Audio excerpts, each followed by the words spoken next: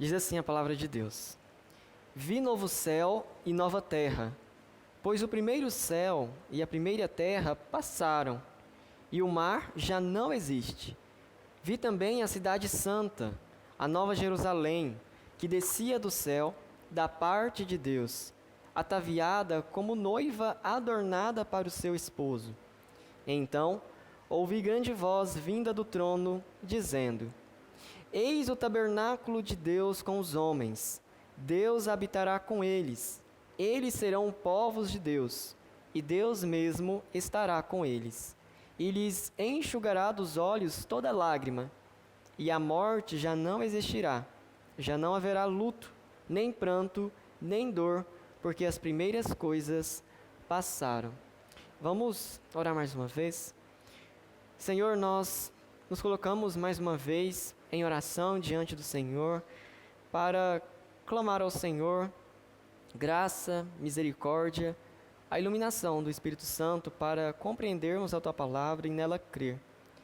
Conduza as nossas vidas, renove a nossa esperança, a nossa fé, para que possamos aguardar com júbilo, com alegria em nossos corações, pela consumação do século, pelo retorno de Cristo, pelo juízo final, onde há promessa para nós de vida eterna com o Senhor.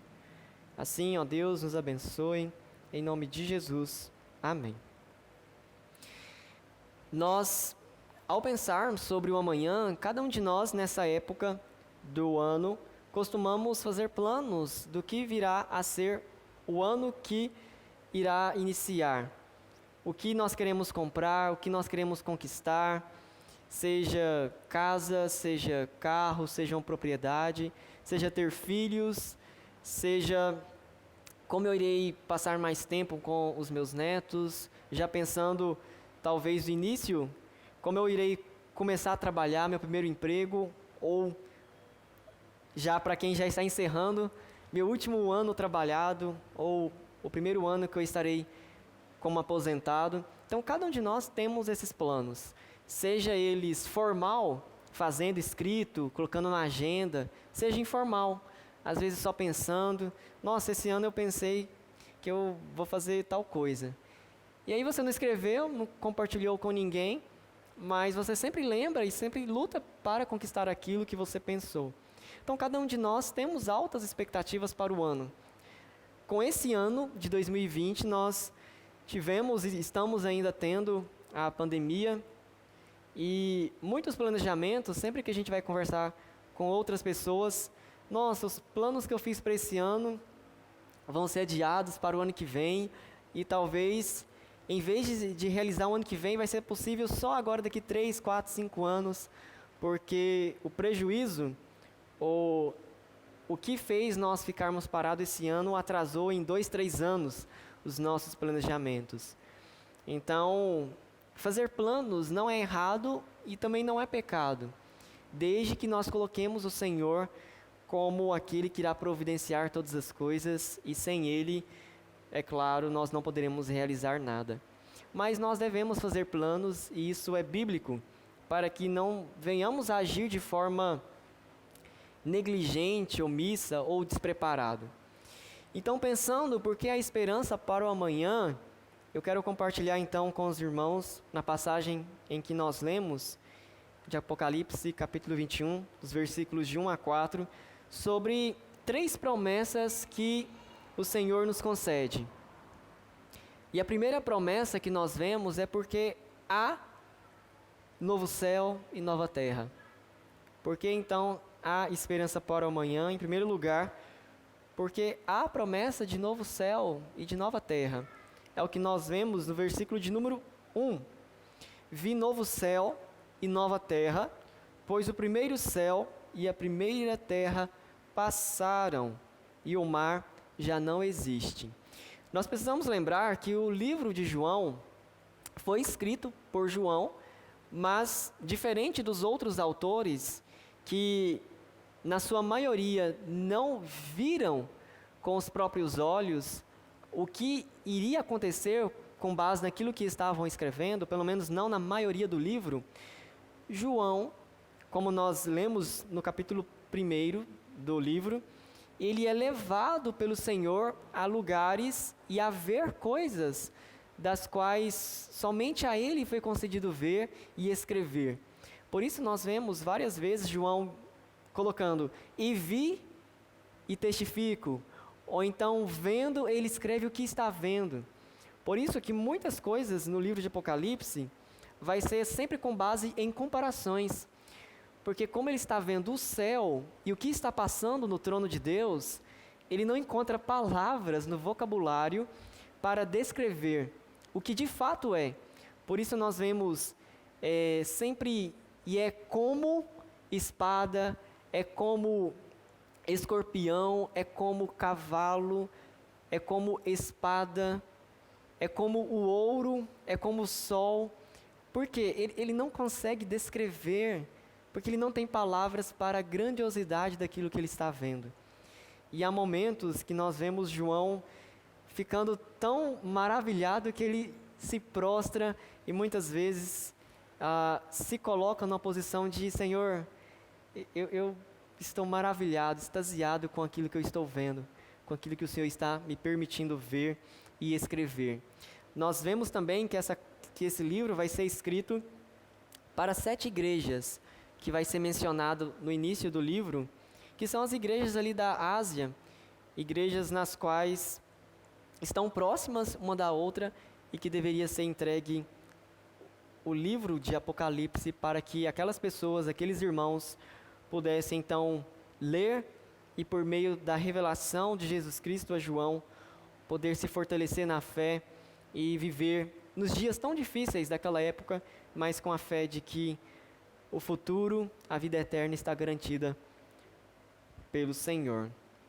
A promessa então que nós vemos em primeiro lugar a respeito de novo céu e de nova terra, vai trazer justamente uma comparação com o céu e a terra que nós temos agora e com o céu e a terra que nós teremos quando tudo isso acontecer, na consumação do século. Quando nós pensamos nisso, nós podemos às vezes ter em nossa mente a ideia de que será em um outro lugar ou em um outro momento do qual nós não sabemos. Novo céu e nova terra. Mas quando nós olhamos a palavra de Deus de um modo geral, nós sempre vemos Deus prometendo restaurar a terra.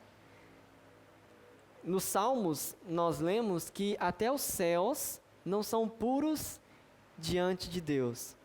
Nós não sabemos ao certo o motivo disso, mas nós acreditamos ser por causa da revolta ou da rebelião de Satanás, que levou consigo 1/3 dos anjos do Senhor com ele.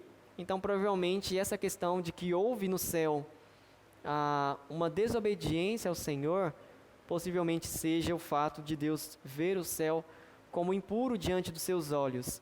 E é por esse motivo que tanto o céu quanto a terra, que de acordo com Gênesis capítulo 3, é amaldiçoado pelo Senhor como juízo pela nossa desobediência. A Bíblia vai nos falar que Deus amaldiçoou a terra para que tenha espécies não comestíveis, mas que nós hoje chamamos de pragas, aquilo que vai dificultar a colheita, a plantação, aquilo que vai trazer cansaço para nós. De certo modo, parece que antes do pecado, o fato de nós trabalharmos não era um fardo, não nos trazia cansaço, fadiga. Mas essa fadiga que nós temos, esse cansaço, o envelhecer, o morrer, é consequência então da desobediência de Adão e Eva como nossos representantes. E é por isso mesmo que há promessa de novo céu e nova terra. E esse novo aqui não é no sentido de, como às vezes nós pensamos, de destruir a terra, aniquilar, pôr fogo, acabar com tudo, e Deus criar uma nova terra, criar um novo céu. Não é nesse sentido de novo, mas é no sentido de que, em comparação com o que nós temos hoje, o céu e a terra serão totalmente melhores. ou seja, quando ele diz vi novo céu e nova terra, ele está fazendo uma comparação com o céu e a terra antiga, que até o momento é a que nós vivemos e desfrutamos. O novo céu e a nova terra é incomparavelmente melhor, onde Deus irá restaurar todas as coisas. Por isso, a terra que hoje nós habitamos e que a Bíblia nos diz que ela geme e suporta angústia, e nós vemos isso muito visível por meio do aquecimento global, por meio dos terremotos, por meio de tantas coisas. A terra, Deus conduzindo a terra de um modo em que ela demonstra estar gemendo pelo juízo que Deus colocou sobre ela. E a Bíblia fala que não foi um juízo porque a terra mereceu, mas por causa da desobediência de Adão, Deus, em consequência, também amaldiçoou a terra para que nós tivéssemos lutas ao trabalhar, ao ter então as nossas colheitas, as nossas plantações e dela viver. A promessa continua e diz: pois o primeiro céu e a primeira terra passaram e o mar já não existe. A segunda característica que nós vemos aqui é para mostrar justamente que houve um primeiro céu e uma primeira terra, mas que a segunda é diferente. E aqui, meus irmãos, não é também para nós pensarmos em que haverá uma terceira, uma quarta e uma quinta terra e céu. Mas assim como nós falamos que Cristo é o alfa e o ômega, para nós seria o primeiro e o último, assim também é o significado aqui da palavra primeira terra, primeiro céu. É a ideia de que o segundo é segundo e último, porque já não haverá possibilidade de que nós, como filhos do Senhor, possamos pecar no céu e nessa nova terra que o Senhor então fará ao restaurar todas as coisas que Ele já fez. É interessante porque tanto a palavra novo, ela está muito presente na nossa vida. Nós já sabemos o significado porque nós somos chamados de nova criação de Deus. Muitas vezes a gente fala e canta que nós somos nova criatura, mas literalmente seria nova criação.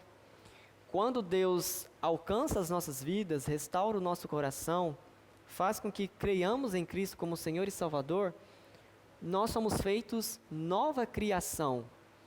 Nós não deixamos de ser quem nós somos. Todos nós continuamos com as nossas mesmas emoções, temos os nossos nomes, continuamos quem nós somos quando nascemos fisicamente. Mas espiritualmente falando, nós somos nova criação, porque agora recebemos um novo coração, temos uma nova mentalidade, vivemos em novidade de vida e servimos a um novo Senhor. Então, olha só o tanto de novo e de novidade que há em nossa vida. Assim é o sentido de novo céu e nova terra. Não serão outros, mas serão os que já são, porém transformados, glorificados pelo Senhor. E é interessante aqui que bem no finalzinho ele vai dizer que o mar já não existe.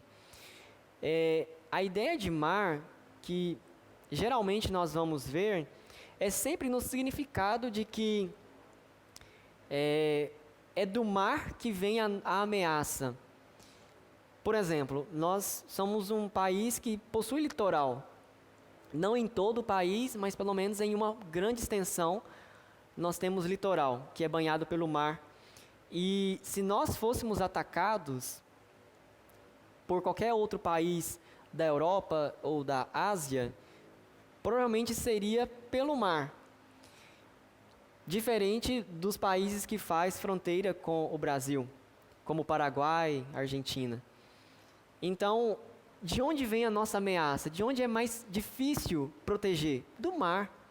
Porque em terra há mais possibilidades de se proteger o nosso país. Então, para Israel, a ideia de que do mar é que vem a ameaça, é o mar que separa os povos, é muito grande.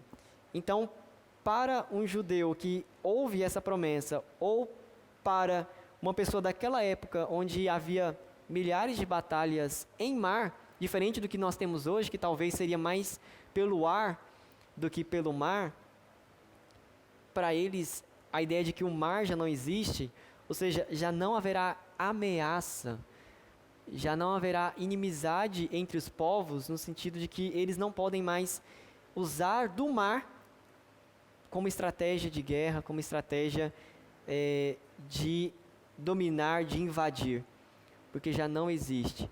Essa ideia de cada um ter condições de ir e vir em terra, em segurança, em solo firme, agora é assegurado pelo Senhor. É claro que o livro de Apocalipse é difícil de sabermos o que é literal e o que não é, o que traz apenas um significado. Mas seja como for, se for um significado, é a ideia de que todos os povos da terra, como nós vemos no livro de Apocalipse, eles serão transformados de tal forma, os povos, isto é, de todas as tribos, povos, raças, nações que creem em Cristo. Então, todos os povos serão transformados de tal modo que não haverá mais motivo para querer dominar o território um do outro, de roubar a riqueza um do outro, porque Deus será a nossa herança, Deus será a nossa riqueza. Então, haverá então paz e harmonia entre os povos. Nesse sentido, pode continuar existindo mar, porque foi uma criação de Deus, quando Ele faz separação, e Ele diz que foi muito bom, mas do mar já não virá mais esse medo, essa ameaça do que poderá acontecer repentinamente. Então, pensando nos nossos dias, já não haverá ameaça, já não haverá motivo de se temer. Por quê? Porque a primeira terra, o primeiro céu passaram. E esse passar aqui é justamente para mostrar que já não existem mais. As coisas que hoje nós vivemos e desfrutamos já não existirão da forma como nós conhecemos. É claro que muitas coisas que Deus fez é boa e continua boa, mas o modo como Deus fará é tão maravilhoso que João não pôde descrever o quão grandioso isso será. Então, ainda que nós continuaremos vivendo nessa terra gloriosa, restaurada, nós não sabemos como essa terra será. Mas o que nós sabemos, em segundo lugar, é que Deus promete que nessa nova terra, nesse novo céu, há habitação de Deus conosco. Então, em segundo lugar, porque nós podemos ter esperança para o amanhã, porque há a promessa da habitação de Deus conosco. Versículo de número 2 ao 3. Vi também a cidade santa, a nova Jerusalém, que descia do céu, da parte de Deus, ataviada como noiva adornada para o seu esposo. Então, ouvi grande voz vinda do trono, dizendo: Eis o tabernáculo de Deus com os homens. Deus habitará com eles, eles serão povos de Deus, e Deus mesmo estará com eles. Como nós ouvimos na oração, o Monte Sião, que representa a habitação de Deus, bem como é usado para representar como nós deveríamos estar firmes no Senhor, ou seja, pensando no monte, qualquer monte que nós temos aqui próximo de nossa cidade, pode chover, pode cair a tempestade que for, que ele continua firme. Não continua firme quando o ser humano vai lá e desmata, faz algum tipo de escavação que vai fragilizar a estrutura daquele monte. Mas se ele está natural, do jeito que Deus colocou ele ali, ele não irá ceder, mas ele continuará firme para sempre, como o Salmo nos diz. Mas a ideia aqui, assim como o Monte Sião é relacionado com a presença de Deus, assim também Jerusalém. E aqui é importante a gente sempre lembrar que a Jerusalém hoje, lá em Israel, muitas vezes nós enfatizamos ela como o lugar mais santo da terra. E crendo nisso, muitas pessoas vão até Jerusalém porque se sentem mais próximas de Deus, porque se for lá, realmente a pessoa irá crer em Jesus Cristo, crer na Bíblia, porque ela está em Jerusalém, a cidade santa. Nós não devemos ver Jerusalém dessa maneira. Nós não devemos desprezá-la, que seria o outro extremo. Ou seja, então Jerusalém não vale nada, então vamos lá derrubar tudo. Não. Ela possui um significado muito grande, porque Deus a escolheu para, por meio dela, manifestar todos os seus atos por meio de Cristo Jesus, através da crucificação, através do seu ministério, bem como, pensando no Antigo Testamento, os grandes atos de Davi e Salomão foram realizados na cidade de Jerusalém. Os povos de todas as nações daquela época, como diz a Bíblia, iam até Jerusalém para ouvir a sabedoria de Salomão, que era gigantesca, e as coisas que ali ele fazia, que era incomparável ao colocar diante dos outros reinos. Então Jerusalém possui sua importância, não importância como muitas pessoas dão, de santificá-la a tal modo de que já não é o Espírito Santo que transforma o nosso coração, mas é a cidade de Jerusalém, lá em Israel. Então, ela possui essa importância histórica, essa importância bíblica. Se os irmãos tiverem a oportunidade de ir, vá. É um conhecimento incrível que cada um de nós podemos ter. Ao ler a Bíblia, nossa, olha, foi naquele lugar que aconteceu tal passagem, que se realizou tal milagre, mas não nesse sentido de entender que é uma cidade sobrenatural em si. Mas Deus, sempre que há oportunidade de falar sobre esse momento em que Deus habitará conosco, Ele sempre usa Jerusalém. E aqui, vi também a cidade santa, a nova Jerusalém. Ou seja, não é a Jerusalém lá de Israel, mas é uma cidade que, como nós lemos, ela irá descer do céu, da parte de Deus, ataviada como noiva, e por meio dela, Deus estará habitando conosco. Jerusalém foi escolhida pelo Senhor para que nela fosse construída o templo. E o templo, naquele momento de Israel, significava a presença de Deus. Ele vai dizer a Davi que em nenhum momento ele escolheu alguém para construir um templo, porque ele não pode habitar em santuários, em construções feitas por mãos humanas.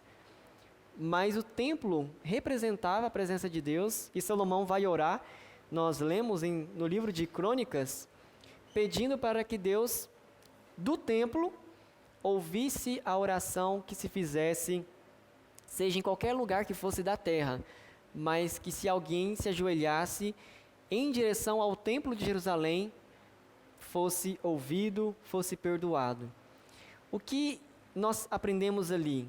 Não é propriamente que nós devemos orar, procurar no mapa, no Google Maps, para saber em que direção está Jerusalém, para que nós, toda vez que formos orar, oremos ajoelhado para Jerusalém.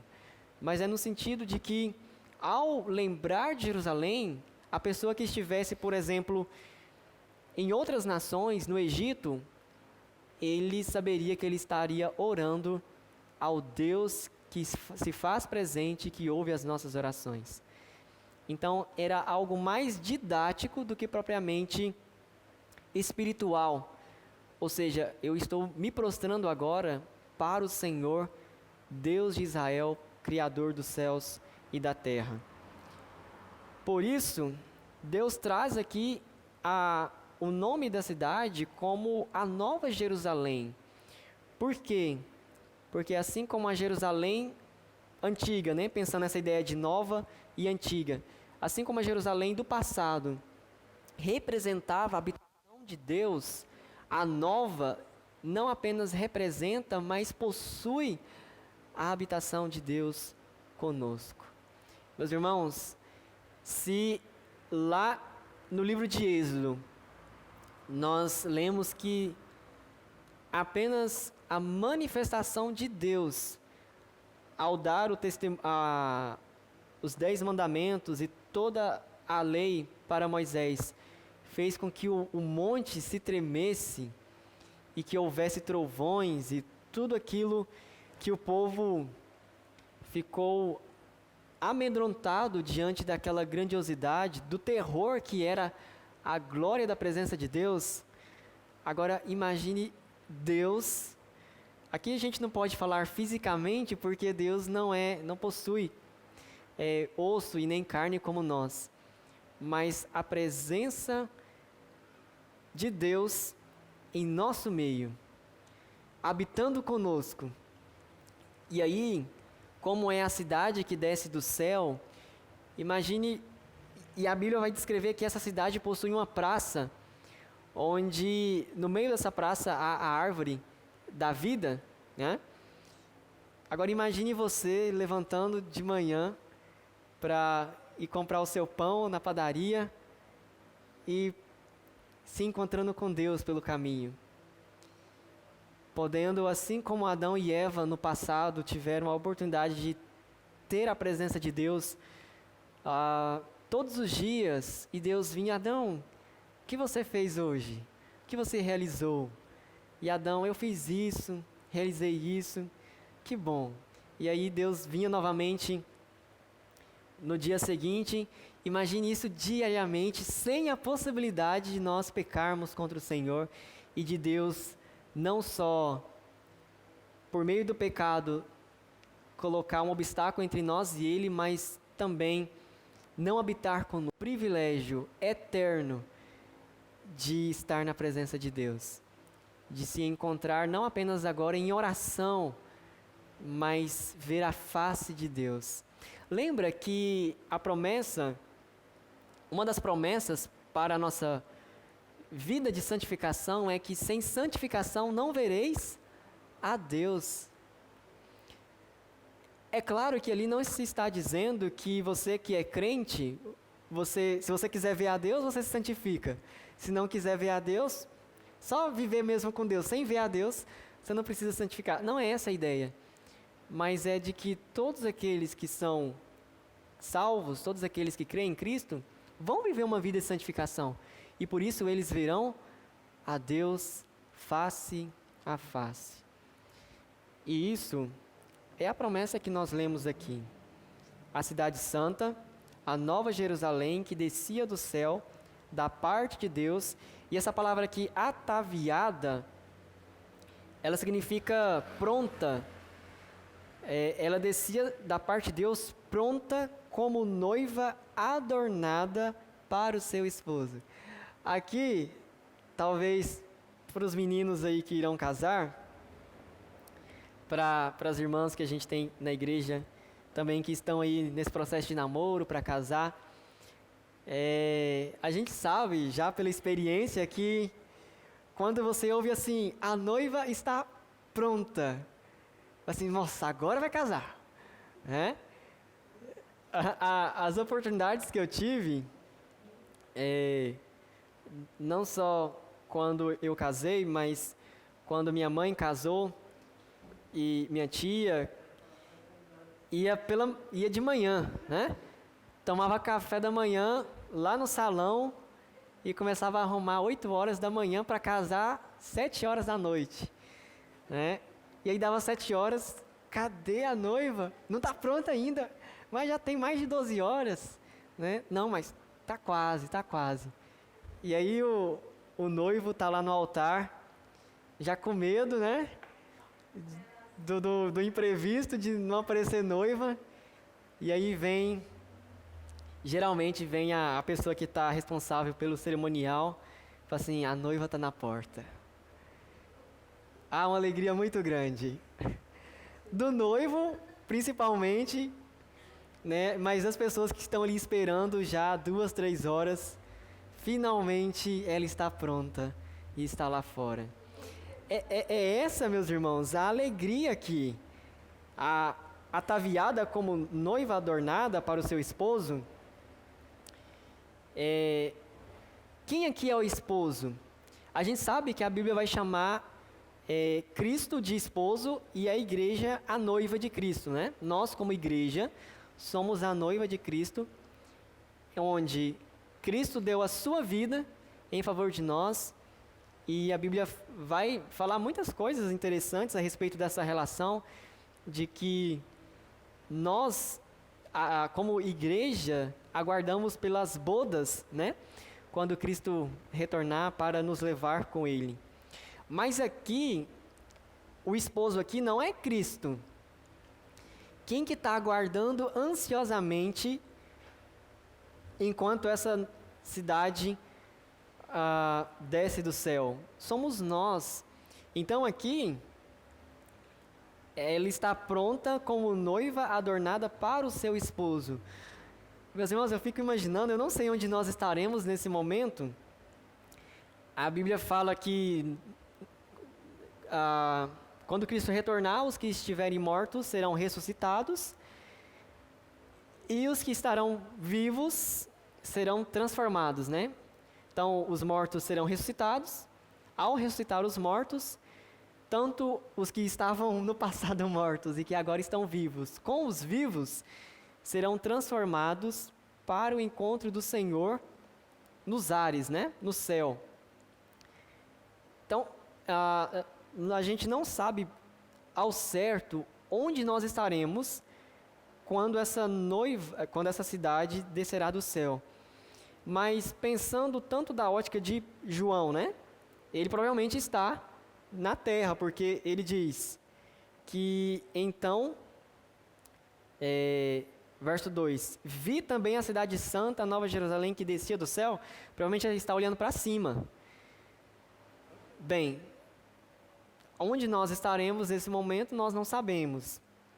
Mas imagine caso nós estejamos na terra e vendo essa cidade gloriosa descendo, pronta, né, como diz aqui, ataviada como noiva adornada, ou seja, pronta como uma noiva na sua máxima formosura, glamour, com o melhor vestido, com a melhor maquiagem.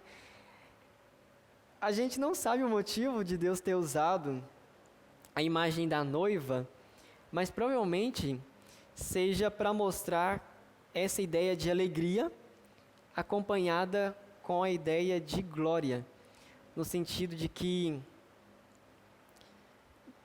possivelmente a pessoa que mais se prepara para o momento é a noiva, né? A gente vê, por exemplo, não estava se preparando propriamente para o casamento, mas Esther, que naquela época o processo de embelezamento durava quantos? 30 dias.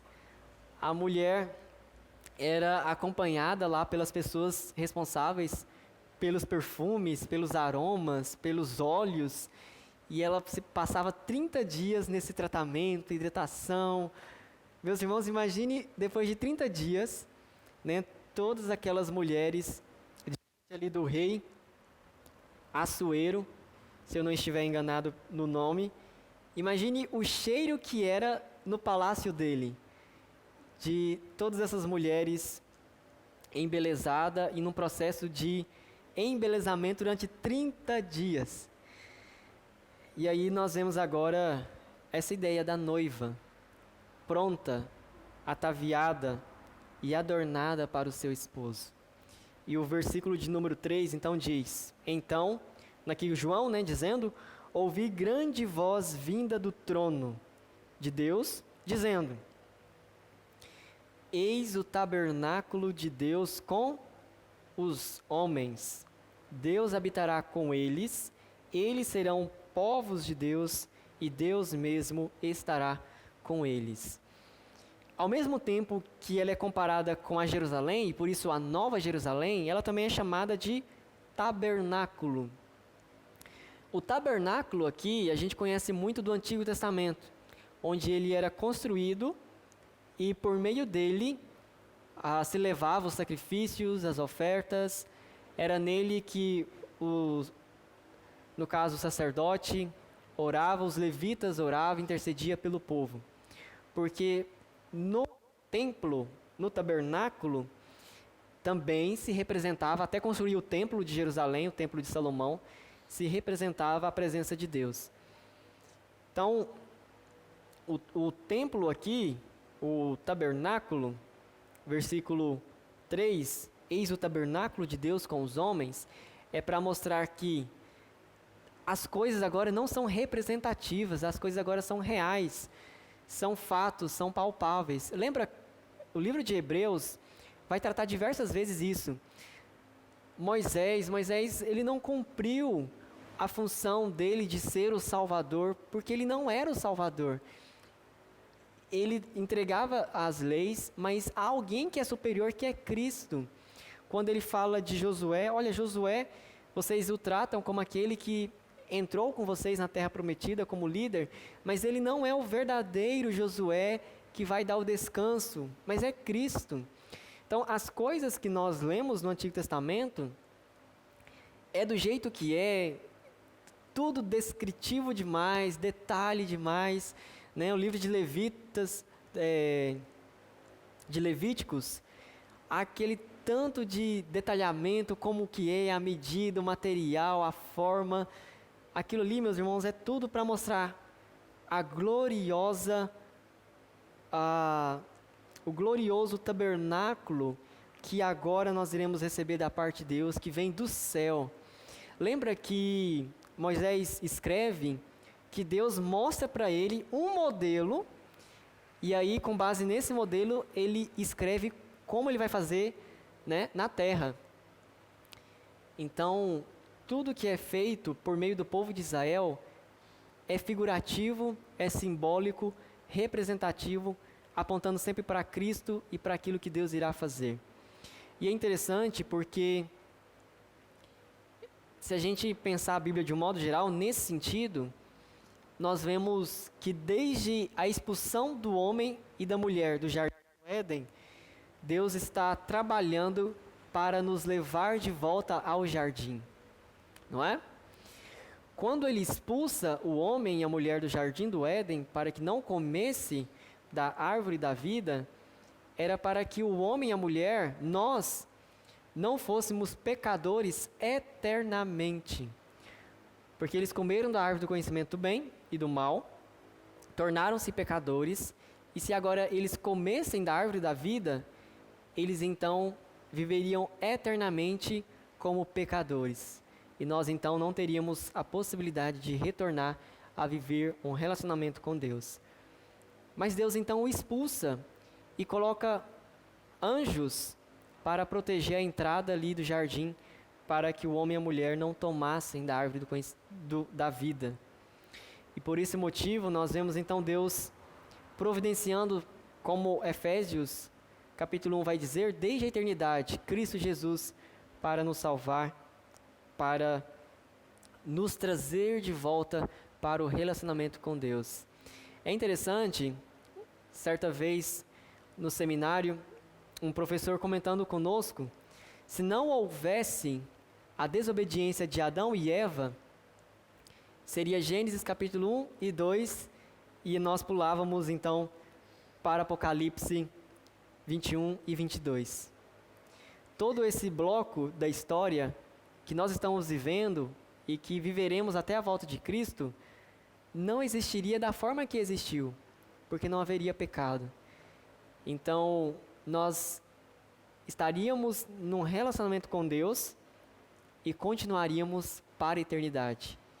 Mas uma vez que o homem e a mulher pecaram, nós vemos então a obra da salvação sendo realizada desde Adão até o livro de Apocalipse, reunindo todos aqueles que são chamados pela a graça de Deus para a salvação em Cristo Jesus. Então, Deus, por meio do seu tabernáculo, habitará conosco. O texto que nós lemos no início de João, capítulo 1, versículo 14, quando diz que o Verbo habitou entre nós, cheio de graça e de verdade, a palavra lá, habitou, é o mesmo que é usado aqui para tabernáculo. Tem muitas pessoas que até costumam traduzir como tabernaculou entre nós, nesse sentido de que a habitação de Deus que está reservada nos céus, por meio de Cristo Jesus, se fez entre nós, cheio de graça e de verdade, glória como do unigênito do Pai.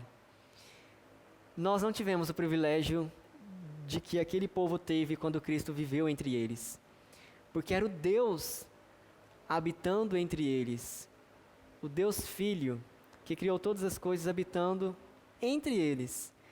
Mas nós teremos, assim como ele esteve, mas agora de uma forma ainda mais gloriosa, quando então o novo céu e a nova terra forem transformados, trazidos à nossa realidade por meio do juízo final, e a cidade santa, essa habitação de Deus ocorrer entre nós.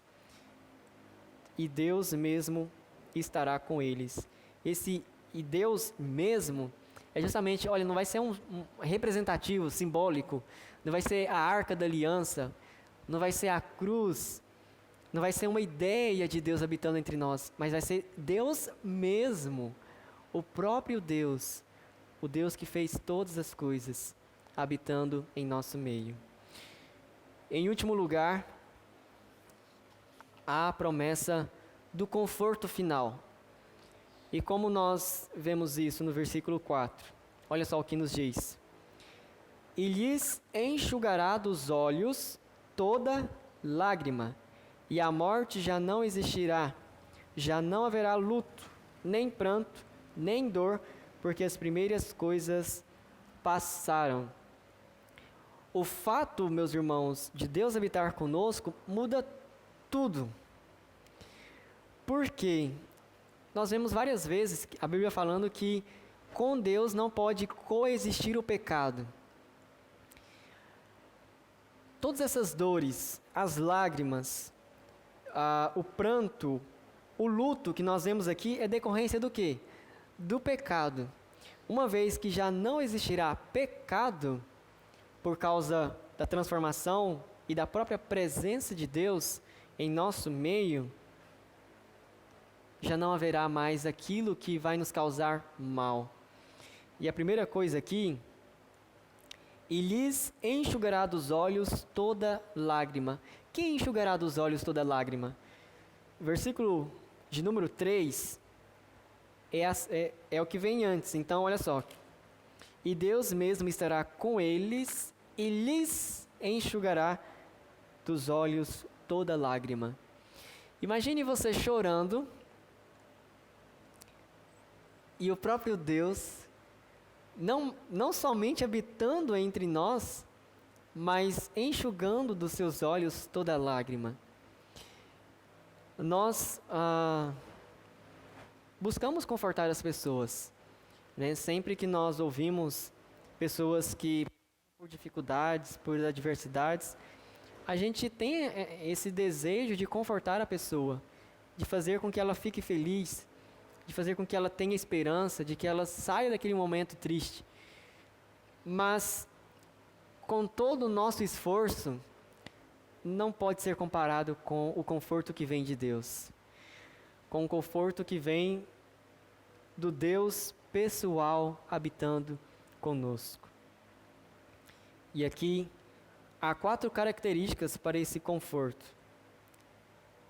Nós vimos que enxugará dos olhos toda lágrima. Primeira característica. E a morte já não existirá. Ou seja, já não haverá o fato da morte coexistir com esse povo que agora habita com Deus. Nós falamos um pouco a respeito da morte em outra pregação, e novamente a morte que vem como consequência do pecado de Adão e Eva, ela não faz parte da criação de Deus. A morte, ela nunca vai ser algo natural para nós, porque ela não foi criada por Deus no sentido de que ela pertence a nós. Fomos criados para morrer. Não.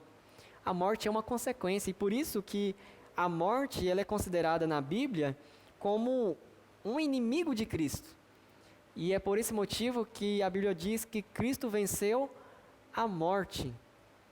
Porque a morte é essa ideia de que ela é o juízo final para aqueles que se encontram longe de Deus. Então, uma vez que Cristo venceu a morte ressuscitando, a morte já não pode nos dominar. A morte aqui não é essa morte que nós hoje testemunhamos, né? Infelizmente, por conta da pandemia, por conta de outras enfermidades, por conta do próprio envelhecimento ou de doenças. Essa a Bíblia chama de primeira morte. Ou seja, é a morte pela qual nós passamos, mas que ainda se aguarda o juízo de Deus. A segunda morte é a morte eterna. Não no sentido que nós não mais existiremos, mas é a morte que nós então passaremos no lago de fogo eternamente, recebendo o juízo e as consequências do nosso pecado. Então, a morte já não existirá. Nenhuma morte existirá. Seja a morte pelo envelhecimento, seja a morte como juízo de Deus. Porque todos os que estarão agora com Deus possuem vida e vida eterna com Deus. Segunda característica, já não haverá luto. E a palavra luto aqui vem não só do luto por alguma pessoa que morreu, por algum familiar, por alguma pessoa conhecida, mas a ideia de tristeza. Já não haverá tristeza, já não haverá aflição ou dor por qualquer outra coisa. É muito difícil nós imaginarmos como será isso, porque nós nascemos já chorando, né? Para se alimentar é chorando. Quando alguma coisa dá errado, quando nós somos crianças, a gente chora, né? Quando a gente é adulto, a gente fica emburrado, né? Fecha a cara, quer falar com ninguém, fica nervoso, né? É o choro do adulto. Então, como é viver sem ter a necessidade de se afligir, de se entristecer por algo? Ou seja, tudo vai dar certo, tudo vai ser alegria, tudo vai ser felicidade e tudo vai ser agradável a Deus. E isso será possível só quando isso acontecer, quando o juízo de Deus ocorrer. Mas não haverá luto, não haverá então nenhum tipo de tristeza. Terceira característica do conforto final de Deus é que não haverá pranto no céu e na nova terra. Esse pranto aqui é o clamor. Sabe quando você clama a Deus por algo, seja ansioso por aquilo aconteça ou aflito porque é necessário, é urgente, não haverá esse pranto, esse clamor. E aqui esse clamor, a gente entende o pranto como choro, né? Antigamente, uma curiosidade, tinha pessoas que eram contratadas para chorar nos velórios, né? Nós sabemos disso por meio de algumas passagens bíblicas. Qual que era o trabalho da pessoa? Era chorar nos velórios. Então, se contratava a pessoa para chorar durante todo aquele velório. Algumas pessoas vão no velório, nem conhecem a pessoa, mas estão ali para se condoer, para chorar, para lamentar. E isso já não mais existirá, porque não haverá pranto, não haverá mais esse clamor pela tristeza, pela dor que se está sentindo. E a última característica, não haverá dor. não haverá nenhum tipo de dor. E essa dor aqui, ela tanto é pelo trabalho árduo, ou pelo sofrimento, por uma angústia, pela ansiedade, não haverá dor alguma. O que nós viveremos com Deus ao habitar Ele conosco será totalmente em conforto. Muitas vezes nós questionamos a respeito se nós iremos lembrar, se nós iremos sofrer por as pessoas que nós conhecemos e que não estará conosco no céu. E muitas vezes nós nos esquecemos dessa promessa, de que Deus nos diz que não haverá dor, não haverá pranto. Ou seja, não haverá essa dor, esse sofrimento por aqueles que não creram em Cristo como Senhor e Salvador. Não é também que nós iremos nos esquecer, ainda que lembrando, uma vez que nós seremos transformados e plenamente santificados, nós teremos condições de olhar para o que aconteceu, para o juízo de Deus sobre essas pessoas e entender que foi justo, e entender que foi santo, e entender que o fato da pessoa não ter crido em Cristo Jesus foi consequência, do pecado e de viver escravo do pecado. Ainda que, ao olhar para a Bíblia, a gente entende que nós iremos ter o conhecimento que nós possuímos, as lembranças que nós possuímos, mas nós vemos que nós saberemos lidar com elas. Os nossos sentimentos não serão tão temporários. Estamos felizes, acontece alguma coisa ali, a gente já fica triste, ou a gente está mal-humorado e acontece algo e nós ficamos irados.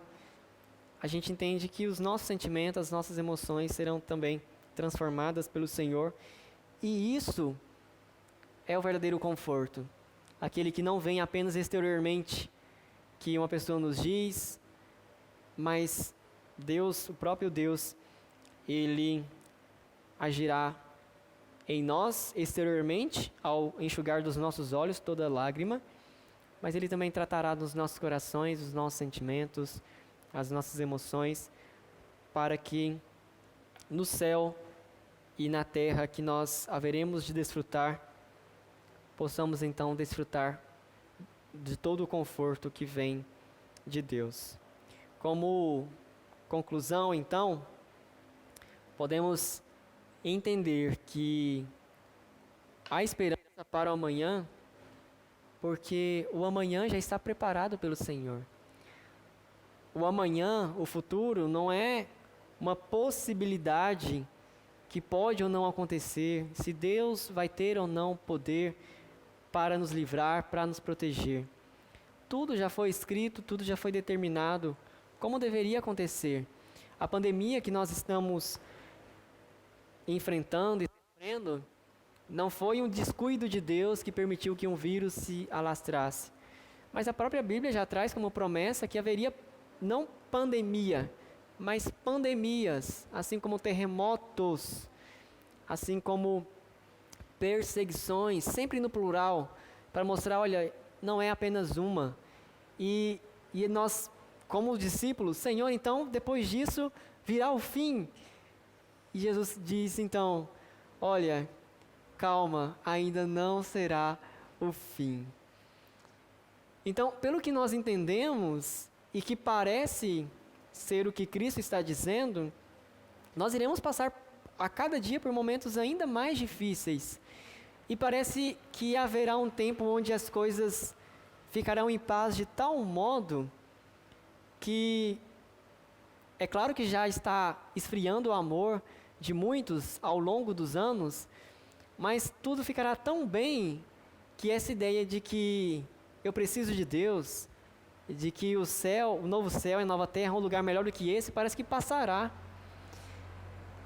E como eu disse no início, as pessoas voltarão a fazer planos, porque a Bíblia fala que o retorno de Cristo será enquanto as pessoas estarão casando, se dão em casamento, festejando, planejando a vida, e aí Cristo voltará como o piscar dos olhos.